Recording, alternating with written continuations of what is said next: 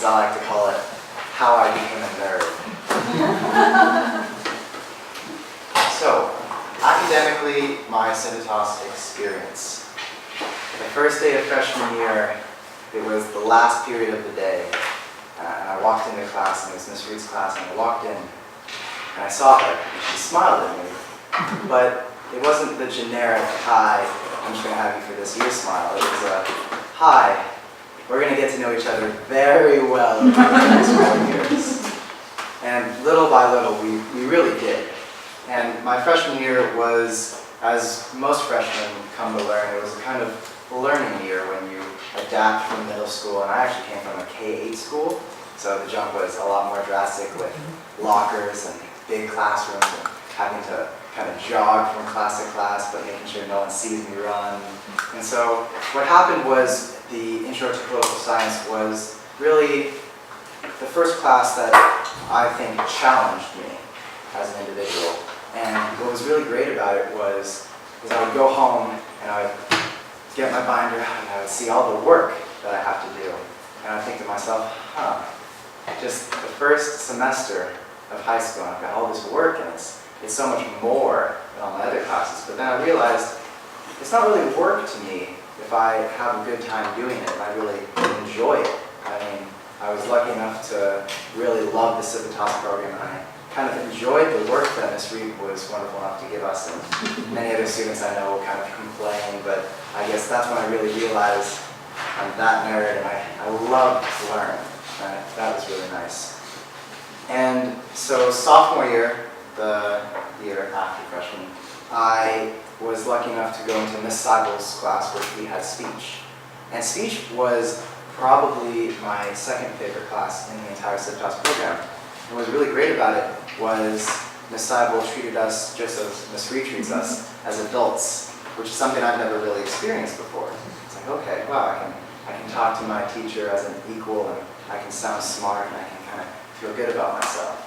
And so it was really nice because Miss Seibel would teach us how to speak and how to talk eloquently and how not to embarrass ourselves in front of students, teachers, or maybe even girls a little bit. And so speech was really nice because it kind of gave me the confidence to go from that small freshman year, the year before, to a kind of man who kind of knows how to speak to adults and kind of wants to talk to people. And so that was an experience I really enjoyed.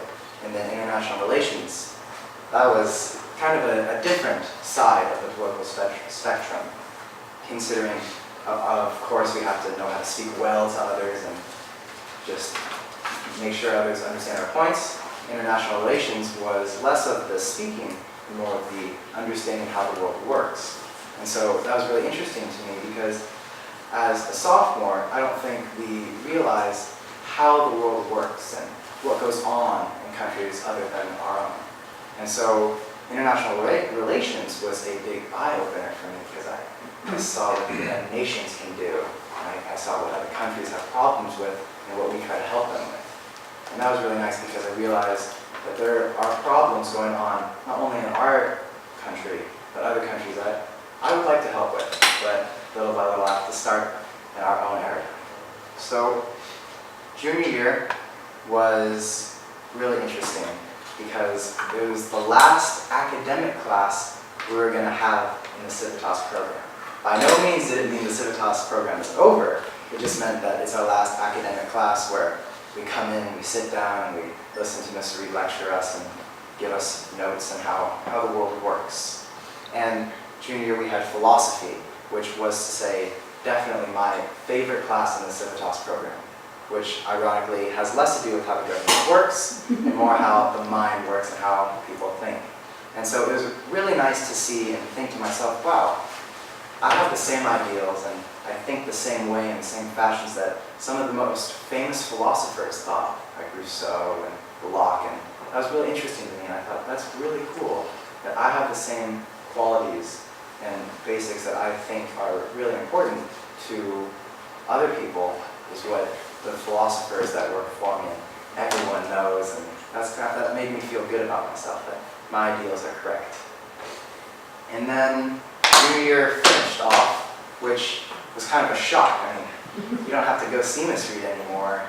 you don't get the luxury of going in to see Miss Reed every day. And so that was kind of odd for me because my workload kind of drastically dropped. I mean, I was still in APs and honors, but having to think about, oh, I've got philosophy or international relations tonight, that kind of dropped off. And so that was an interesting perspective for me. But of course, I kept going back to Miss Reed to discuss, and sometimes just to say hi and catch up on things, and other times to make sure, hi, my internship is going to be this, and I want you to know that I'm doing this well, and everything's going great. And so those 3 years kind of culminate the academic aspect of Civitas in the classroom, but of course there are other parts outside of the classroom. So the community service, as I'm sure you've all heard numerous times now, we are required to do 100 hours, and I really enjoy doing the community service because in middle school or my K-8 school, they told us, oh, just do 10 hours a year and you'll meet the requirements. And so that 10 hours in middle school meant helping out your cousin who's a teacher, just help her set up the class or something simple. Well, Ms. Reed specifically told us, no, you are adults now, you've grown up, so you have to actually help the community and give back. And so that was really nice to me because I thought, okay, I'm going to have to go out, I'm going to have to actually help people, which was really nice. And so a lot of the things I did is I'm a big lacrosse fan. I played lacrosse, I started freshman year. It's a whole nother story and a whole nother speech.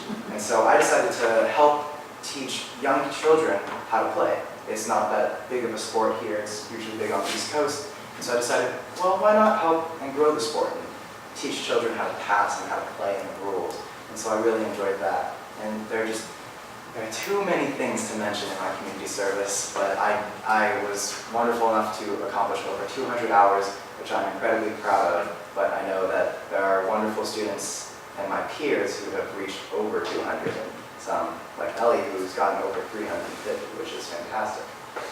My internship, which is always a controversial point because in our freshman and sophomore year, and even during our junior year, we're all talking with each other, what are you going to do for your senior project, or your junior internship, sorry. And we're all thinking, oh, well, I'm going to have Ms. Reed set me up with this, and I want to go out and do this, and I want to help this person. A couple of us got to work in Dan Holmes' office, which was really fantastic, which is, I think, really cool. But I decided to take a different perspective, and I decided to shadow a doctor at Mercy Folsom, and that was just a tremendous, extraordinary experience for me because I got to shadow a doctor who saw patients every day and just was so friendly to people and genuinely wanted to help these people get better. It really made me realize that I don't need to get rich or go into business, that I just want to help people and make them feel better and just kind of forward the community. And so my junior internship really helped me lead into the idea that I want to give back to my community, I want to help, and that's how the process began. And so for the senior project, everyone freaks out even more than the internship, as much as we like to hide it from people. Everyone's worried, what am I going to do? How am I going to do it? Is it going to impress people? And so when I thought, okay, I'm going to have to give back to my community, I thought, what better way than to kind of work with my grandmother. And before I go off into the park and everything else, you kind of have to understand the type of person that my grandmother was. I'm half Chinese and half Irish. If some of you are wondering, that's where the red hair comes from. Yet I am definitely Asian as well. And so my popo, as we call her, my grandmother, was a very wonderful lady. And my popo would always try to help others in her community. She was very grateful to the things she's done to the community or what they've done to her because she started her own business, actually a family business, which is Fong and Fong Printing Press. It's a printing business downtown off 26th exit off Highway 50. We've been lucky enough to really been successful, and so that's something we were really happy about. And so she was constantly on boards and panels like yourselves, and she always had a good time, and she always tried her best to really give back to the community. And so she became ill in 2008, which was a shock to, it was a shock to most of us because to me, she was never going to go away. She was always going to stay there. She was always going to make sure that I was going to go into college and make sure I was going to go to grad school and I'm going to see where I was going to be as an adult, and she was always going to be there for me. But unfortunately, she became ill and she passed away in 2009.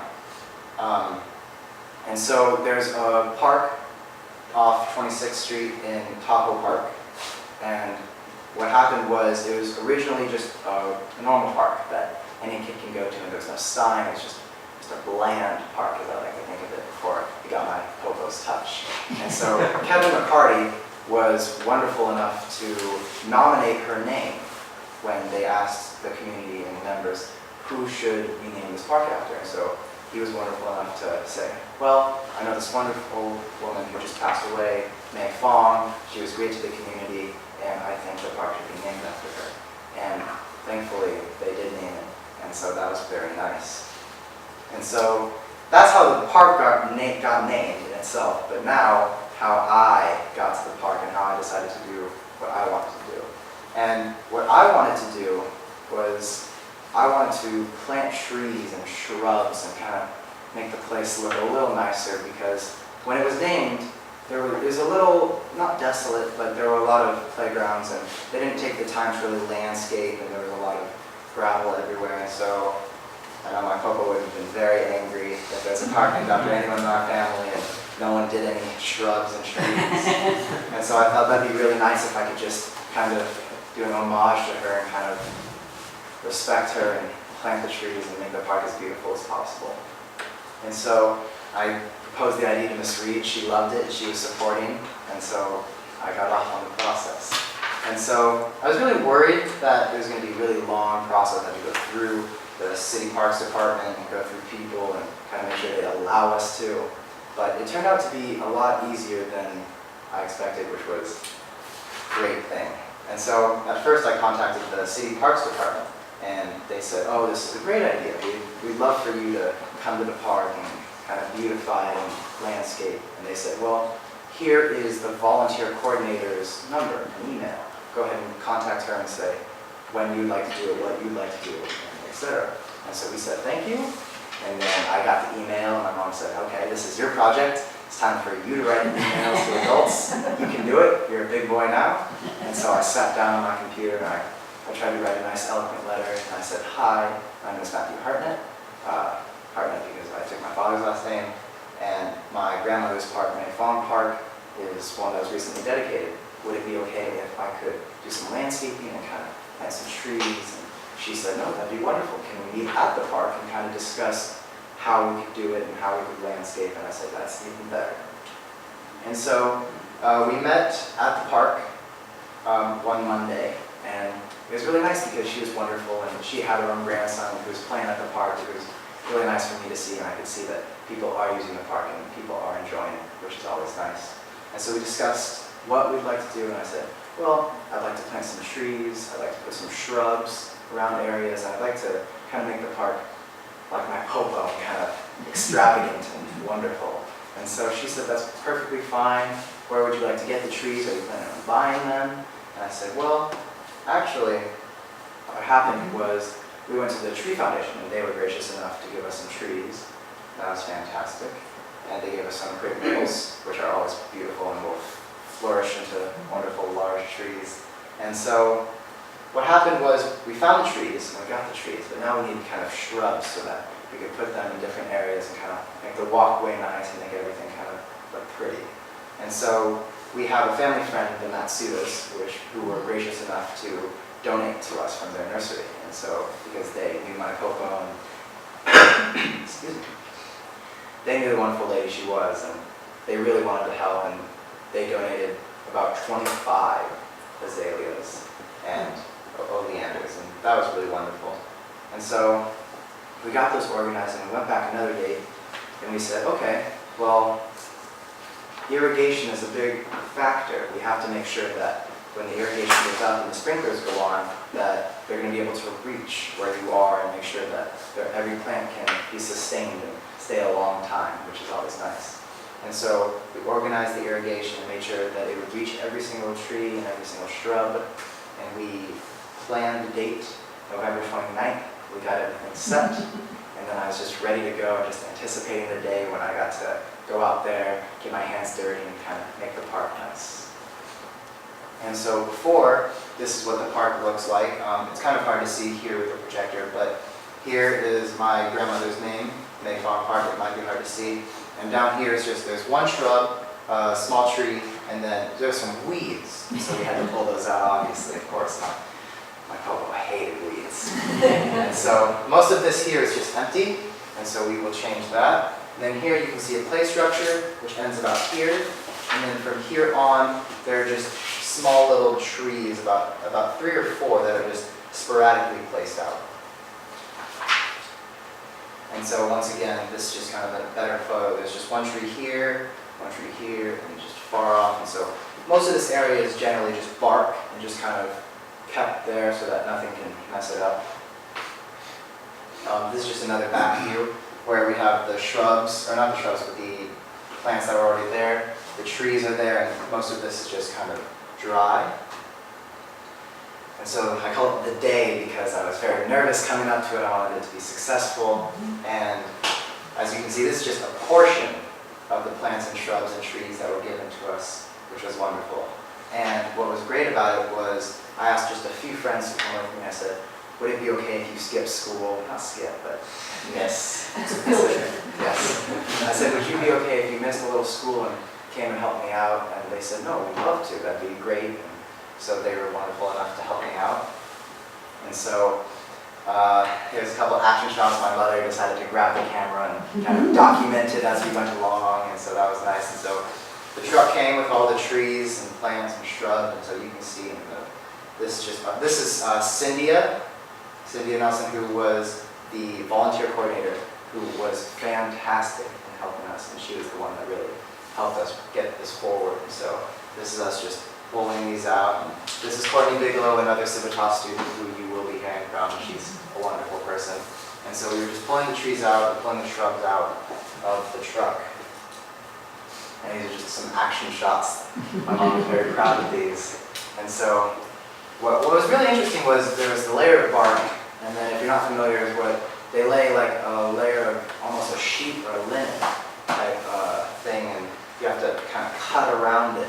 And it's pretty tough so that nothing can really get through and weeds can't pop up. And so we spent a good amount of the time with a knife and just trying to dig in there and just trying to get it out, make sure it's nice and round so we can fit the plants in there. And so it worked out pretty nice. We dug some holes and got to plant some trees. Just a couple more shots. Right here, if you remember, behind the sign, so this is where the rock is, and so we decided to just place a few over here, and so we're just gradually digging holes. And then some more shots, and if you can remember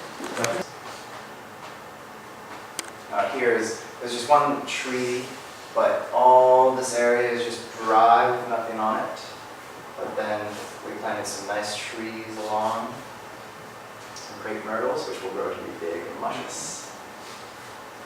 And so these are what I like to call the workers, the crew. So this was the team of workers that came out to my senior project and helped me. And so Courtney Bigelow, who's in the Civitas Academy, myself, hopefully you all can tell, one of my closest friends, Josh, who knew my popo and is a very close family friend, and we're practically brothers, and he really wanted to come out and really help, which is nice. And then everyone else is part of the Parks District volunteer coordinator, Cynthia, Steve, and Tiger is his name, and then his assistant. And so it was really nice because we planned to be out there for quite a while, from 10 to about 2 in the afternoon, and what happened was we ended up finishing well before 1, which was really neat because my aunts who really wanted to help with this, but I said, no, it's my project, I have to work through things and make sure it's all on my own. They decided, no, we're going to go get sandwiches and bring them to everyone, and that was really nice of them to bring it for lunch, and so everyone got a couple of sandwiches. And so, looking back, this is definitely the project that I'm glad I did.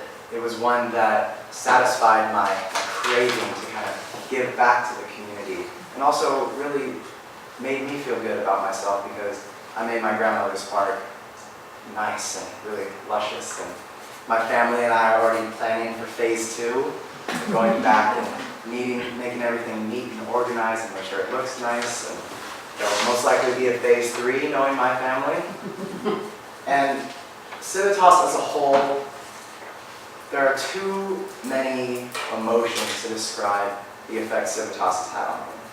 Going from that small little freshman or 8th grader who interviewed and was kind of nervous sitting there as Miss Reed was across the desk, to this gentleman that I am today before you, presenting my senior project, really has shaped the way I look at the world and shaped the way I want to give back to the community and what I want to do in my future.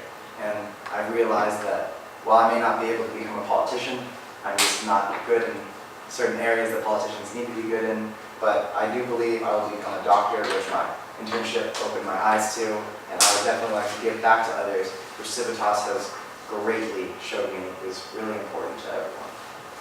So thank you for listening. I hope it was wonderful.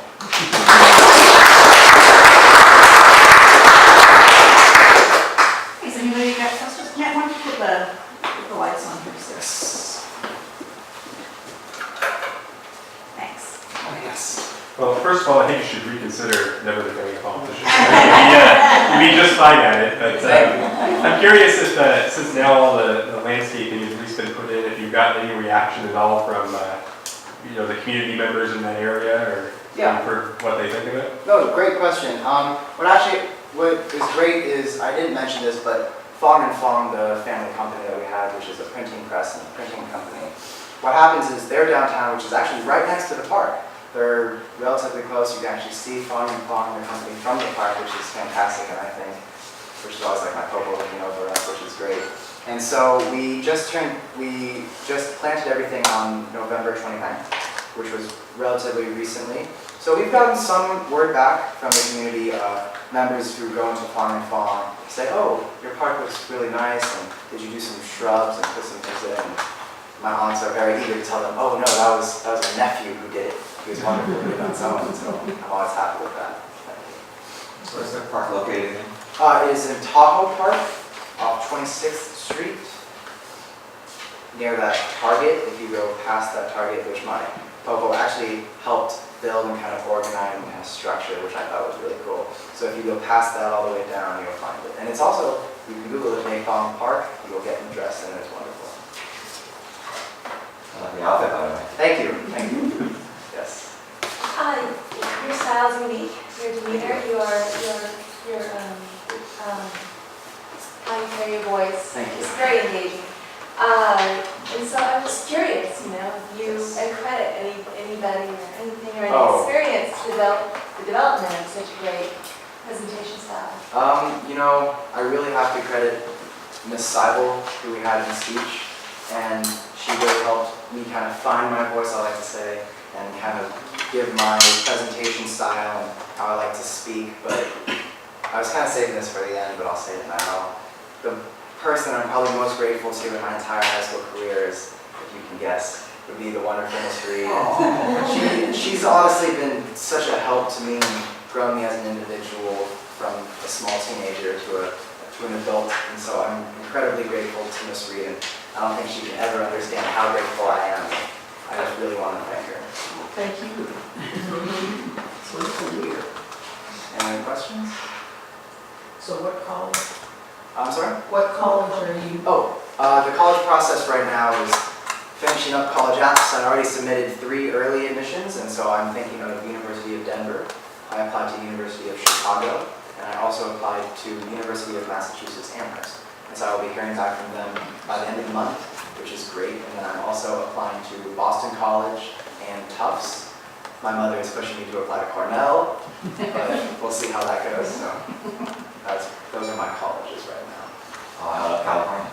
Yes, I love California. It's great. My family's here. I love them, but I just kind of want to venture out and kind of enjoy my time in college. But I will definitely be returning every Christmas and It's night. time to do it. Yes. That's a lot. Thank you.